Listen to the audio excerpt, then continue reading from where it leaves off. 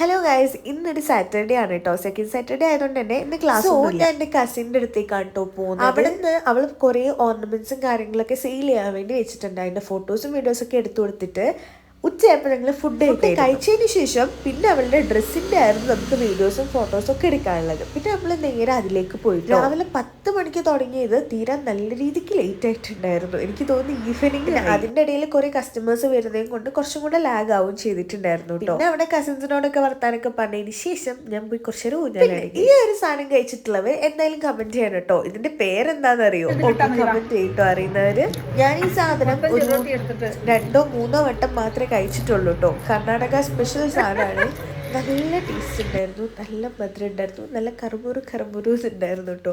So ഞാൻ കുറേ തിന്ന് കയറ്റിയിട്ടുണ്ടായിരുന്നു. ചെറിയ കുട്ടിക്ക് വരെ ഇത് ഭയങ്കര ഇഷ്ടമാവും കേട്ടോ. കാരണം എന്താ, നല്ല. പിന്നെ കുറച്ച് കഴിഞ്ഞപ്പോൾ പരിപ്പുവടയും ഗുലാബ് ജാമുൻ കഴിച്ചു. അപ്പം ഇത്രയുള്ളൂ. Bye by.